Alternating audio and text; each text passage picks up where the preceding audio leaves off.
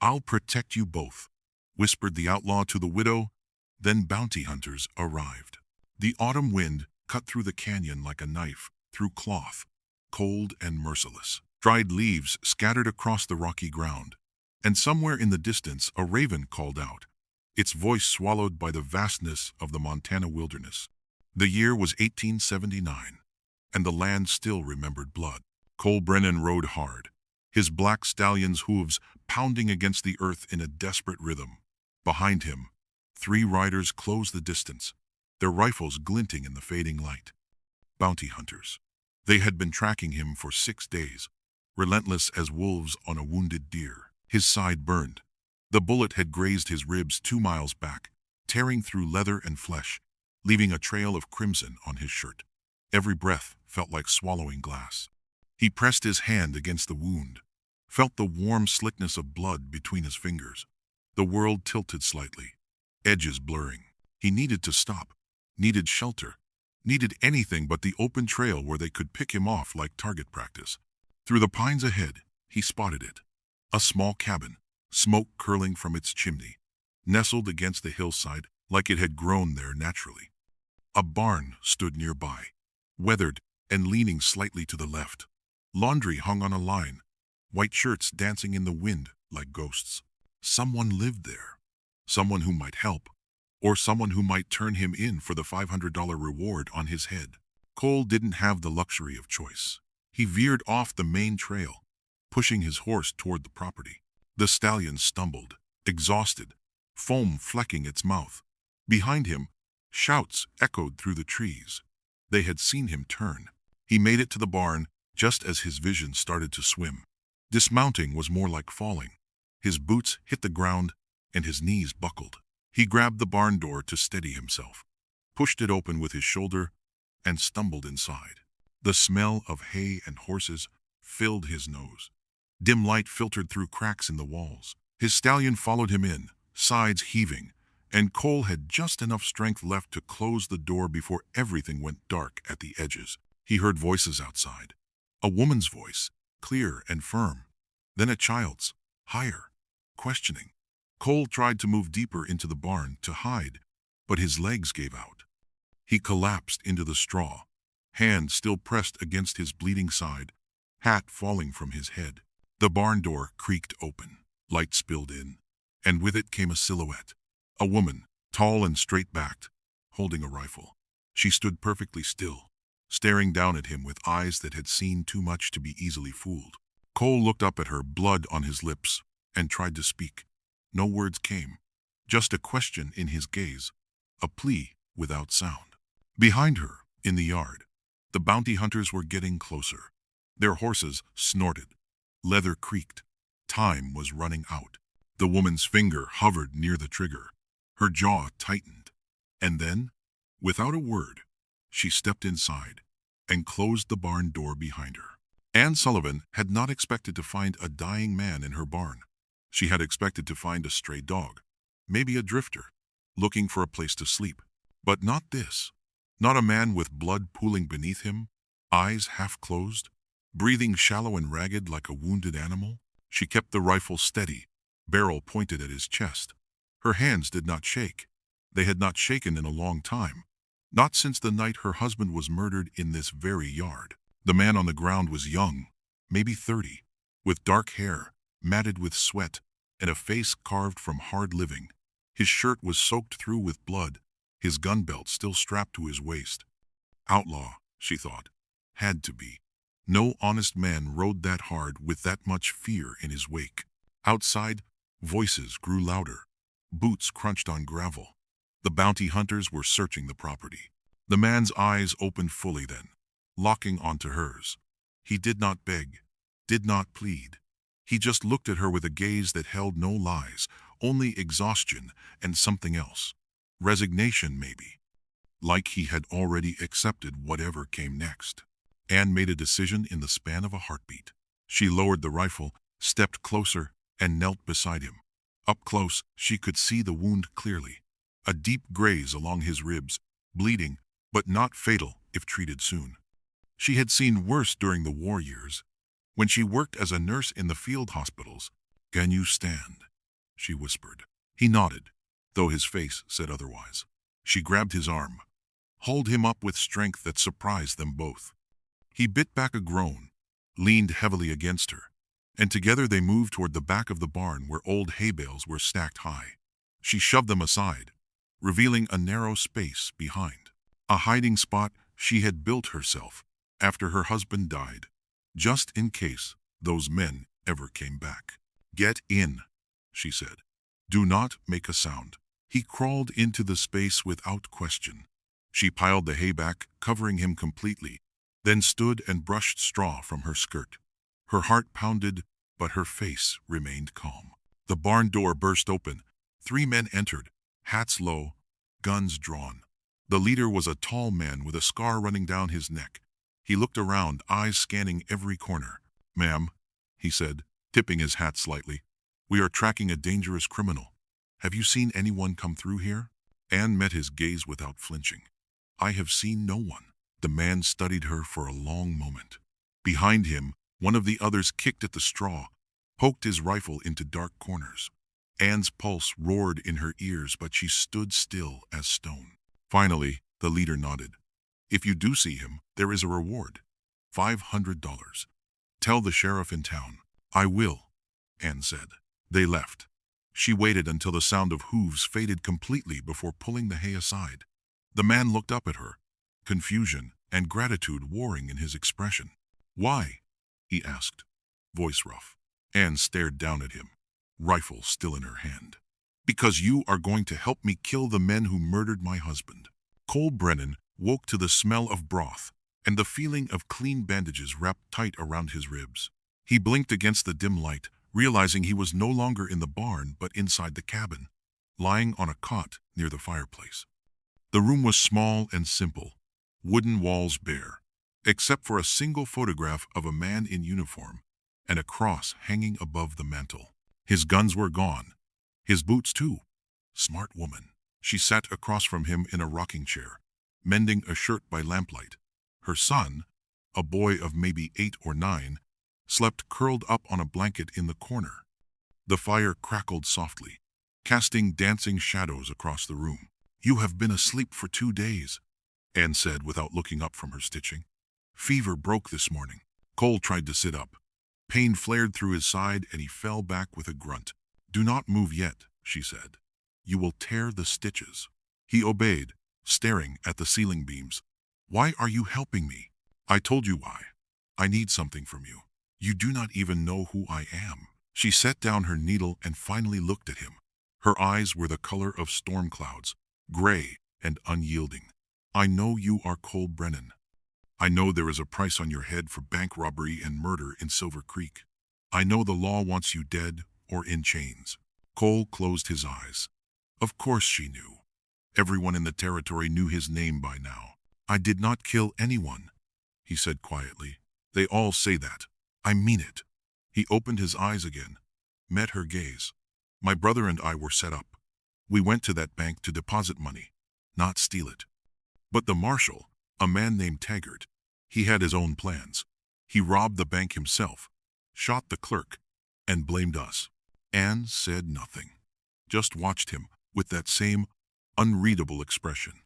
Cole continued, the words spilling out like water from a cracked dam. My brother tried to run. They shot him in the street like a dog. I barely escaped. Been running ever since. That was in 1876. 3 years now. 3 years of looking over my shoulder, sleeping with one eye open, never staying anywhere long enough to call it home. Why did the marshal do it? Anne asked. Money. Power. Because he could. Cole's voice turned bitter. He is a hero now. Got promoted. Meanwhile, I am a ghost. A name on a wanted poster. A story mothers tell their children to keep them from straying. The boy in the corner stirred, mumbled something in his sleep. Anne glanced at him, her expression softening for just a moment before hardening again. My husband was killed 6 months ago, she said. 3 men came in the night. They wanted our land.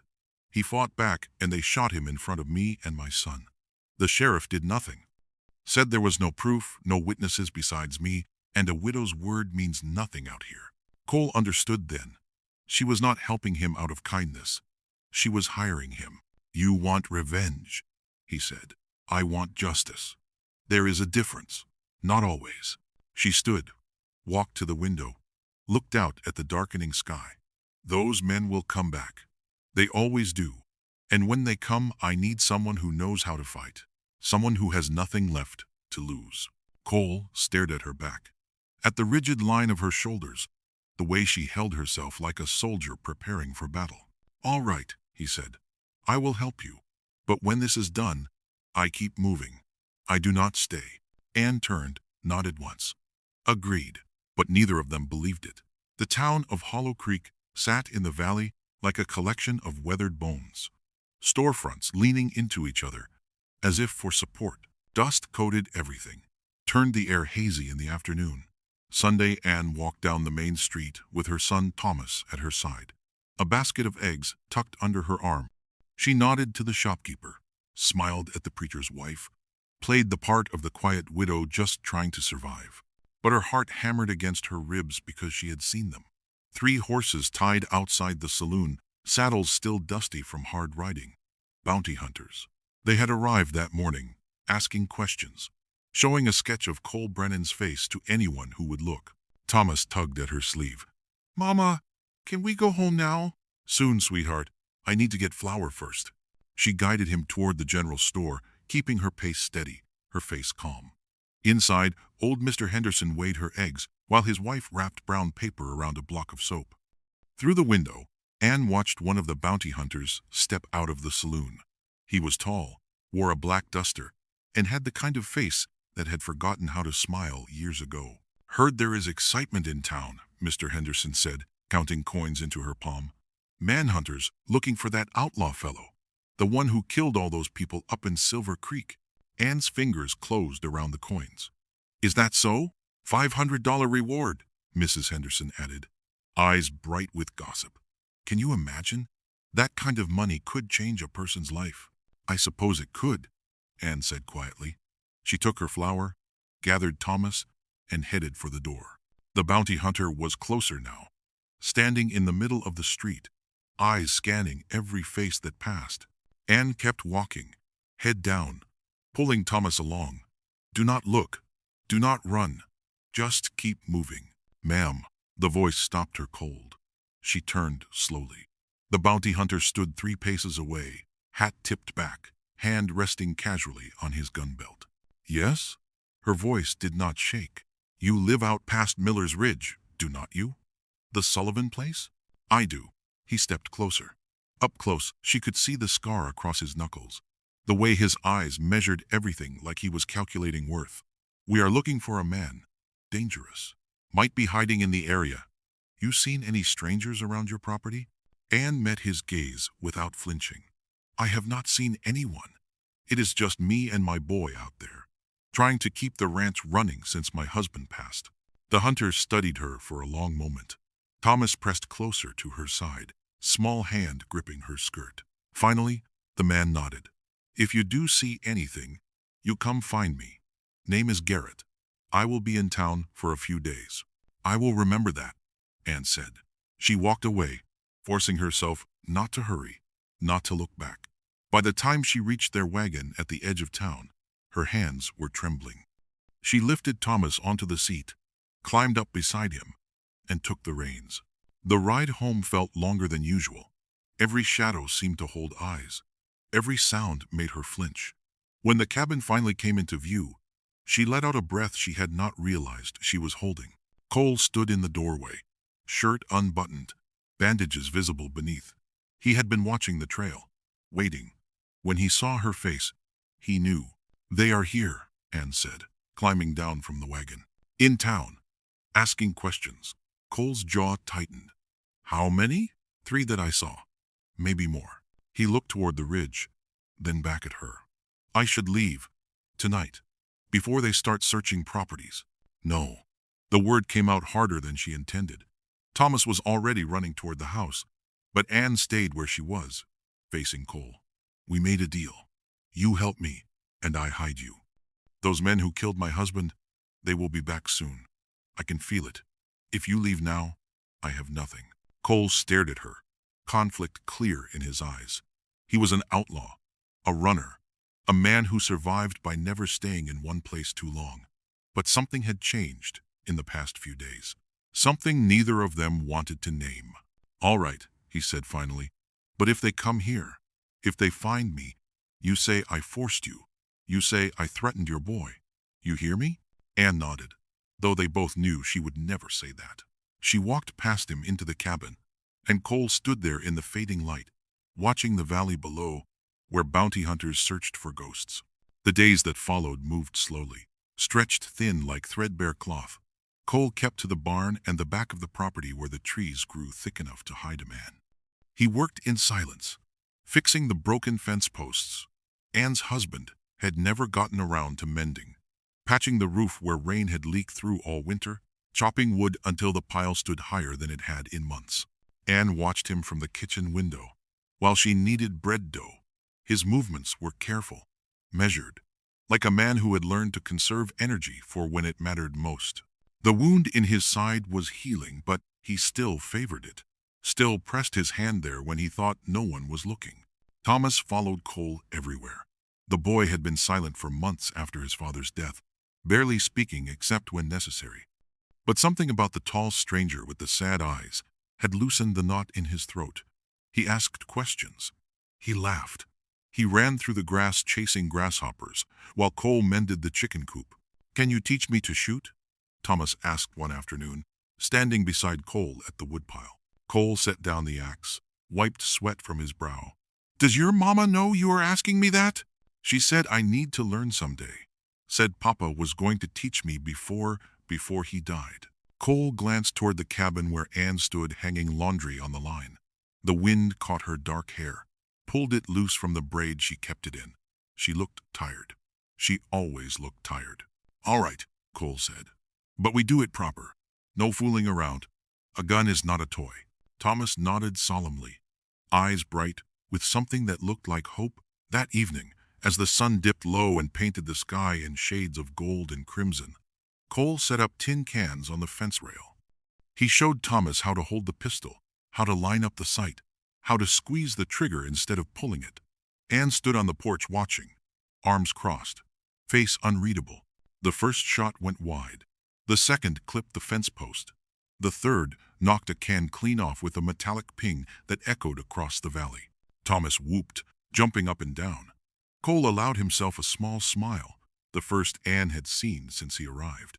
It changed his face, made him look younger, less haunted. "Again," Cole said, reloading. "This time, breathe out before you fire." They practiced until the light faded, and the cans were all scattered in the dirt. Thomas ran inside to tell his mother everything he had learned, words tumbling over each other in excitement. Cole gathered the cans, reset the fence rail, and started toward the barn. "Thank you," Anne said from the porch. He stopped, turned. "For what?" "For giving him something to hold on to. He has not smiled like that since his father died." Cole shifted his weight, uncomfortable with gratitude. "He is a good boy, smart. He will be fine. Because of you." They looked at each other across the darkening yard. The air between them felt heavy with things neither knew how to say. Cole cleared his throat, broke the moment. "I should check on the horses." But he did not move. Not right away. Anne descended the porch steps slowly, walked until she stood close enough to see the details she had been avoiding. The scar above his eyebrow, the calluses on his hands, the way his eyes held shadows that matched her own. "Cole," she said quietly, "what you told me about Silver Creek, about your brother, I believe you." His expression flickered, surprise chasing away the careful blankness he wore like armor. "Why?" "Because I know what it looks like when a man is lying. I was married to one for a time before I met Thomas's father. I know the difference between guilt and grief." She paused. "You carry grief, not guilt." Cole looked away, jaw tight. "Does not change anything. I am still wanted, still running, still putting you and your boy in danger just by being here." "Then why do you stay?" The question hung between them like smoke. Cole did not answer right away. When he finally spoke, his voice was rough as gravel. "Because for the first time in 3 years, I feel like maybe I am worth something more than a bullet or a noose." Anne felt something crack opened in her chest. Some wall she had built after her husband's murder, after months of loneliness and fear. She reached out, almost without thinking, and touched his arm. Just briefly. Just enough. "You are," she whispered. Cole looked at her hand, then at her face. The world narrowed to just the two of them, standing in the gathering dusk. While crickets sang and somewhere in the distance, a coyote called out to the rising moon. Inside the cabin, Thomas lit a lamp. The warm glow spilled through the window, a beacon in the dark. Cole stepped back, breaking the spell. "Good night, Anne." "Good night, Cole." He walked to the barn and she returned to the house. But both of them knew something had shifted. The bargain they made was no longer just about survival. It was becoming something else entirely. Something far more dangerous than bounty hunters or vengeful men. It was becoming trust. The sheriff arrived on a Tuesday morning, when the fog still clung to the valley floor like a living thing. Anne saw him coming from a mile away, his gray mare picking its way carefully up the trail toward the cabin. Her stomach dropped. She set down the basket of potatoes she had been carrying and called out sharply, "Thomas, inside." Now, the boy looked up from where he was playing with a wooden horse Cole had carved for him. He saw the rider approaching and understood immediately. He scrambled to his feet and ran for the house. Anne wiped her hands on her apron, smoothed her hair, and forced her breathing to steady. Cole was in the barn. She had to keep the sheriff away from there, had to keep him talking. Distracted, focused only on her. Sheriff Wade Corrigan dismounted slowly, favoring his left leg. He had served with Anne's late husband during the war, fought beside him at Shiloh and Vicksburg. He was a good man, honest, which made him dangerous right now. "Anne," he said, removing his hat. Gray streaked his dark hair and deep lines framed his eyes. "Hope, I am not intruding." "Of course not, Wade. Would you like some coffee?" "That would be kind." She led him to the porch, gestured to the rocking chair her husband used to sit in. Wade lowered himself with a grunt, leg clearly paining him. Anne disappeared inside, hands shaking as she poured coffee from the pot on the stove. Through the window she could see the barn. No movement. Good. Cole was smart enough to stay hidden. She returned with 2 cups, handed one to Wade, and sat in the chair opposite him. "What brings you all the way out here?" Wade sipped his coffee, studied her over the rim. "I suppose you heard about the manhunt." "I heard something in town. That outlaw from Silver Creek, Cole Brennan. Very dangerous man. Killed a bank clerk in cold blood. Stole nearly $2,000. Been on the run for 3 years now." Wade set his cup down on the porch rail. "Bounty hunters tracked him to this area. He is wounded, desperate. The kind of desperate that makes a man do foolish things." Anne kept her face neutral. "You think he is nearby?" "I think he is close. His horse was found 2 miles south of here, exhausted, abandoned. He is on foot now, which means he did not get far." Wade leaned forward, elbows on his knees. "Anne, if you see anything, anyone, you need to tell me. This man is not some romantic outlaw from a dime novel. He is dangerous." "I understand." Wade's eyes searched hers, looking for cracks in the facade. He had known her for years, knew when she was hiding something. But Anne had learned how to lie. In the months since her husband's death, she had learned how to survive. "How are you managing out here alone?" Wade asked, changing tactics. "We are managing fine. That is a lot of work for one woman. Fence looks good. Roof, too. You did not do that yourself." Anne's pulse quickened, but she kept her voice steady. "I hired a drifter passing through last week. Paid him in meals and a place to sleep. He moved on 3 days ago." Wade nodded slowly, but something in his expression said he did not quite believe her. "What did this drifter look like?" "Old. Gray beard. Bent back. I did not catch his name." "Convenient." The word hung between them like an accusation. Anne met his gaze without flinching. "What are you suggesting, Wade?" He sighed, picked up his coffee again. "I am suggesting that you be careful, that you lock your doors at night, that if anything seems wrong, you send Thomas to town for help." "I will." They sat in silence for a moment. The only sound the creak of the rocking chairs and the distant call of a hawk. Inside the cabin, Anne could hear Thomas moving around, trying to be quiet. Wade stood, wincing as his bad leg took his weight. "I should get back. If you need anything, anything at all, you know where to find me." "Thank you, Wade." He mounted his horse, settled his hat back on his head. But before he turned to leave, he looked at her one more time. "Your husband was my friend, Anne. One of the best men I ever knew. I made him a promise before he died. Made it right there in that field hospital.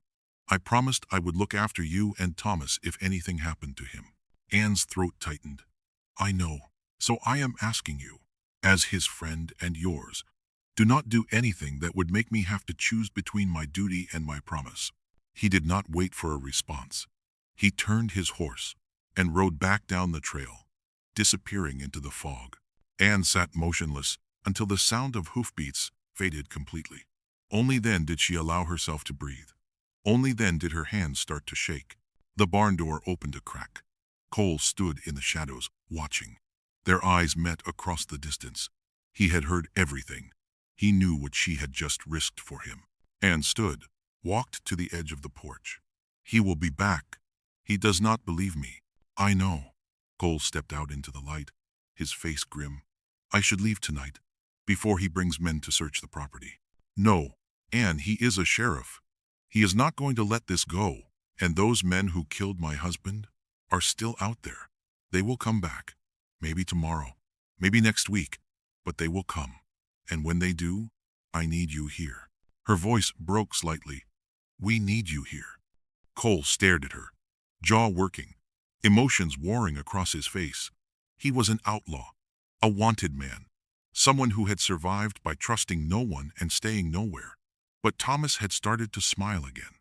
Anne had started to look at him like he was more than just a killer on a poster. And for the first time since his brother died, Cole Brennan wanted to stay. "All right," he said quietly. "But if he comes back with a posse, you tell them I forced you. You tell them I threatened Thomas. You make sure they know you had no choice." Anne nodded. But they both knew she would never say those words. Cole retreated to the barn, and Anne went inside to hold her son, to whisper that everything would be fine even though neither of them believed it. Outside, the fog began to lift, and in the distance, storm clouds gathered on the horizon. The storm hit just after sunset, rain lashing against the cabin walls with a fury that shook the windows. Thunder rolled across the valley like cannon fire, and lightning split the sky in jagged white lines. Thomas slept through it somehow, curled beneath quilts in the corner, exhausted from a day spent helping Cole repair the barn door. Anne sat by the fireplace, mending a torn sleeve by lamplight. The flames danced and crackled, throwing shadows that climbed the walls like restless spirits. She had told Cole to come inside an hour ago, when the first drops fell. The barn leaked in 3 places, and the temperature had dropped enough to see breath in the air. He had refused at first, stubborn as always. But when hail started hammering the roof, he relented. Now he sat across from her on the floor, back against the wall, coffee cup warming his hands. His hair was damp, shirt clinging to his shoulders. He stared into the fire like a man watching memories burn. "You asked me once why Marshall Taggart did it," Cole said suddenly, breaking the long silence. "Why he robbed that bank and blamed me and my brother." Anne set down her sewing. She had not expected him to speak, had grown used to his long silences. "You do not have to tell me. I want to." He took a breath, the kind that comes before a confession. "My brother Daniel and I, we had a ranch. Small place, nothing fancy, but it was ours. We raised horses, broke them, sold them to the army. Good work, honest work." Lightning flashed outside, briefly turning the room white as bone. Taggart wanted the land. There was talk of the railroad coming through, talk of the territory becoming a state. He knew that land would be worth 10 times what we paid for it. He made us an offer. We refused. Cole's jaw tightened. So he made a different kind of offer. He said if we did not sell, he would find a way to take it. Anne leaned forward, drawn into the story despite herself. "We thought he was just a bully with a badge. We were wrong." Cole's voice dropped lower, rough with old pain. "He waited until we went into Silver Creek to deposit our earnings at the bank. 3 months of horse sales, enough to get us through winter. While we were inside, Taggart and 2 of his men came in through the back. They shot the clerk, grabbed the money from the vault, and ran out the front, just as Daniel and I came around the counter to help. Thunder boomed so loud the cabin shook. People saw us standing there with guns drawn, saw the dead clerk, saw Taggart outside shouting that we were robbers. By the time we understood what was happening, the whole town was after us. Cole closed his eyes. Daniel made it to the horses. I thought we would ride out together, disappear into the territory, clear our names later. But Taggart shot him in the back before we made it 10 feet. Anne's hand went to her mouth. I watched him fall, watched him try to crawl toward me, and I had to choose, stay and die beside him, or run and maybe live long enough to prove the truth. Cole's voice cracked. I left my brother dying in the street, and I ran. You are not a coward, Anne said fiercely. You survived. She crossed the small space between them and knelt beside him. Up close, she could see the dampness in his eyes, the way his hands trembled around the coffee cup. Why are you so kind to me? He asked quietly. Anne did not look away. Because you remind me that not all men are like the ones who killed my husband. Not all men use their strength to harm. Cole reached out slowly and touched her hand, just his fingertips against her knuckles. The smallest connection. Thank you, he said, for believing me. Anne nodded, unable to speak past the tightness in her throat. What had started as a bargain had become something else entirely, something that terrified and comforted her in equal measure. The fire burned low, and the rain softened to a whisper against the roof. Neither of them moved, hands still touching, the space between them charged with all the words they could not yet say. They came at dawn, when the world was still painted in shades of gray and gold. Anne was collecting eggs from the henhouse when she heard the horses, 3 riders moving slow and deliberate up the trail. Her blood turned to ice. She knew these men, had seen them in her nightmares every night for 6 months. The leader was Silas Hatch, a rancher from the neighboring valley with a face like weathered leather and eyes that held no mercy. The other 2 were his hired guns, brothers named Cain and Dutch, both mean as snakes and twice as quick. Anne dropped the basket, eggs shattering in the dirt, and ran for the cabin. Thomas, get to the cellar, now! The boy knew better than to argue. He disappeared through the trapdoor without a word. Anne grabbed the rifle from above the mantel, her hands shaking so badly she nearly dropped it. The barn door opened. Cole stepped out, still pulling on his gun belt, eyes sharp and assessing. He had heard them too. Silas dismounted in the yard, spurs jingling. His smile was all teeth and threat. Well now, Mrs. Sullivan, been a while. Get off my property, Anne said, raising the rifle. Now that is no way to greet neighbors. Silas took a step forward. Cain and Dutch fanned out to his sides, hands hovering near their pistols. We came to make you one last offer. Fair price for the land. You take the money, move into town, and everybody walks away happy. I said no 6 months ago. My answer has not changed. Silas's smile faded. Your husband said no too. Look where that got him. Anne's finger moved to the trigger. Rage flooded through her veins, hot and sharp. You murdered him. I solved a problem. Silas shrugged. Now you got a choice, widow. Sell, or we take it anyway. Either way, you are leaving. She is not going anywhere. Cole's voice cut through the tension like a blade. He stepped forward, positioning himself between Anne and the 3 men. His hand rested on his gun, casual but ready. Silas studied him, eyes narrowing. Who the hell are you? Someone who does not like your manners.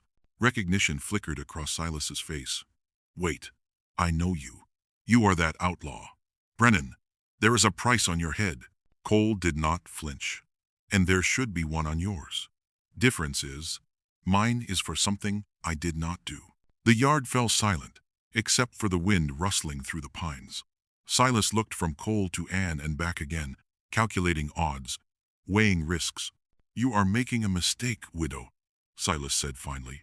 Hiding a criminal, that makes you guilty too. Then we are both guilty, Anne said, stepping beside Cole. Now get off my land before I put a bullet in you. Silas mounted his horse, his face twisted with fury. This is not over. We will be back. And next time, we are bringing the law. They rode away, dust rising behind them like smoke. Anne lowered the rifle, her whole body trembling. Cole turned to her, concern etched in his features. "You should not have done that," he said quietly. "You should have let me leave." Anne met his eyes, her voice steady despite the fear coursing through her. "I told you before, we are in this together now." They returned 3 days later, but this time they brought an army. Anne woke to the sound of horses surrounding the cabin, at least a dozen men forming a loose circle around the property. Dawn light filtered through the curtains, turning everything the color of old blood. Cole was already awake, crouched by the window, pistol in hand. "Bounty hunters," he said quietly. "Silas must have sent word." Anne's heart hammered against her ribs. She moved to wake Thomas, but Cole stopped her. "Let him sleep. Keep him in the cellar. No matter what happens, I am not leaving you to face them alone. Anne, there are too many. If I surrender, maybe they will leave you be." "No." She grabbed her rifle, checked the chambers. Her hands were steadier than she expected. 6 months ago she had been a widow, barely surviving. Now she was something else entirely. "You are not surrendering. We fight." Cole stared at her, something fierce and proud flickering in his eyes. "You are the stubbornest woman I ever met." "Good thing you are not planning to leave then," a voice called out from the yard. "Cole Brennan, we know you are in there. Come out with your hands up, and the woman does not get hurt." Cole moved to the door, but Anne blocked his path. "There has to be another way." "There is not. I will not let them hurt you or Thomas because of me. And I will not let them take you for something you did not do." They stood facing each other, two people who had become something more than allies, more than friends, bound together by shared danger, and something neither had dared to name yet. Outside, the voice called again. "You got 10 seconds, Brennan." Cole's jaw tightened. He reached for the door handle. Anne grabbed his wrist. "Wait." She crossed to the window, threw it open, and called out. "He did not do it. Marshal Taggart framed him. Cole Brennan is innocent." Laughter echoed across the yard. "That is what they all say, lady. Now step aside before you get hurt." "I am a witness," Anne shouted. "I can prove Taggart is corrupt. Give me time to gather evidence and I will testify." Silence. Then a different voice, deeper, more authoritative. "You have evidence?" "I do." Anne was lying, but her voice did not waver. "Letters, documents, things my husband collected before he died. He knew Taggart was dirty." More silence. Cole looked at her with disbelief and something close to admiration. The voice spoke again. "You have until sundown to produce this evidence. If you are lying, we take Brennan, and you go to jail for harboring a fugitive." Anne exhaled slowly. Agreed. The riders pulled back but did not leave. They formed a perimeter, watching, waiting. Cole turned to Anne, his expression a mix of gratitude and concern. "You just bought us a few hours," he said. "But you do not have any evidence." "I know." Anne set down her rifle, mind already racing. "But Sheriff Wade might." Anne rode hard into Hollow Creek, her horse lathered with sweat by the time she reached the sheriff's office. She burst through the door without knocking. Wade looked up from his desk, coffee cup halfway to his lips, surprise written across his weathered face. "Anne, what in God's name? I need your help." She was breathless, desperate. "Cole Brennan, the outlaw everyone is hunting. He is innocent. Marshal Taggart framed him." Wade set down his cup slowly. "That is a serious accusation." "I know, but it is true. Cole told me everything. Taggart wanted their land for the railroad. When they refused to sell, he set them up, killed a bank clerk, and blamed Cole and his brother." Anne gripped the edge of his desk. "Wade, you said my husband was your friend, that you promised to look after me. I am asking you to honor that promise now. Help me prove the truth." Wade studied her for a long moment, his expression unreadable. Then he stood, walked to a locked cabinet in the corner, and pulled out a thick file. He dropped it on the desk between them. "What is this?" Anne asked. 3 years of questions I have been asking myself about Marshal Taggart." Wade opened the file, revealing pages of notes, newspaper clippings, and official documents.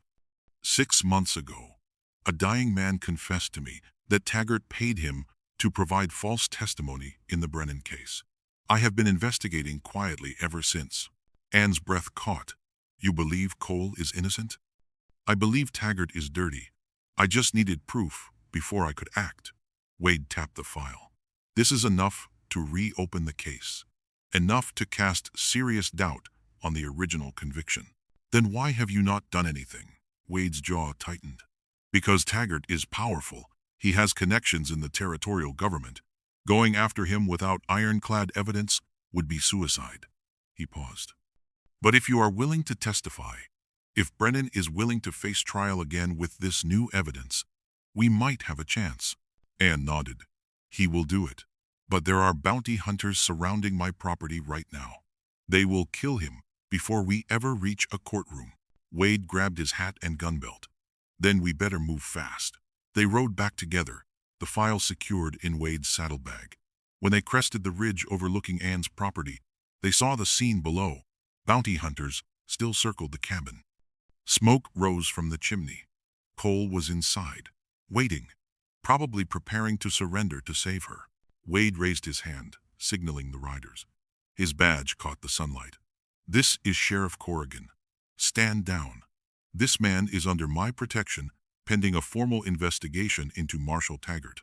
The lead bounty hunter, a man named Garrett, rode forward. You do not have jurisdiction here, Sheriff. I do now. Wade pulled out the file. This contains evidence that Cole Brennan was framed. Anyone who interferes with this investigation will be charged with obstruction of justice. Garrett's face darkened, but he knew better than to argue with documented evidence. Slowly, grudgingly, the bounty hunters began to disperse. Some rode away immediately. Others lingered, angry at losing their prize. Anne dismounted and ran to the cabin. Cole met her at the door, relief flooding his features when he saw Wade behind her. It is over, Anne said, tears streaming down her face. Wade has proof. You are going to be free. The trial took place in Silver Creek 3 weeks later. The courtroom was packed with people who had believed Cole Brennan was a killer for 3 years. Anne sat in the front row, Thomas beside her, both dressed in their Sunday best. Wade presented the evidence methodically. The dying man's confession, financial records showing Taggart had deposited large sums shortly after the robbery, witness statements that had been suppressed. By the time he finished, even the judge looked shaken. Marshal Taggart sat in chains, his face twisted with rage. His career was over, his reputation destroyed. The judge banged his gavel. In light of this new evidence, I hereby overturn the conviction of Cole Brennan. All charges are dismissed. Mr. Brennan, you are a free man. The courtroom erupted. Anne felt tears streaming down her face. Cole turned, found her in the crowd, and the look that passed between them said everything. Outside, the autumn sun warmed their faces. Cole stood on the courthouse steps, breathing in freedom, like a man who had been underwater for years. Anne approached slowly. Everything had changed. The bargain was fulfilled. Cole was free to go anywhere. He owed her nothing now. So, she said quietly, what will you do? Cole looked at the horizon, then back at her. I have been running for 3 years. Thought that was all I knew how to do anymore. He paused. Then I met a stubborn widow who taught me that sometimes staying is braver than leaving. Anne's breath caught. Are you saying? I am saying I would like to rebuild that ranch. Start over. Do it right this time. He stepped closer. With you, if you will have me. Thomas whooped. Anne laughed through her tears and took Cole's hand. Yes, she said simply. They married a month later under the cottonwood trees on land they would build together. No more running. Just a future full of second chances. Sometimes the greatest love stories begin with a wounded stranger in a barn and a woman brave enough to believe in redemption. Sometimes freedom is not about running away, but about finding someone worth staying for. Cole, Anne, and Thomas did not just survive the Wild West. They built a life in it, rooted in trust and watered with courage. If this story touched your heart, subscribe to Western Love Legends for more tales of grit, grace, and the kind of love that outlasts every storm. Hit that like button and tell us in the comments which moment made your heart race. After all, nothing says romance like a good old-fashioned standoff with bounty hunters, unless you count arguing over who gets the last biscuit at breakfast. which Cole and Anne did every morning for the next 40 years.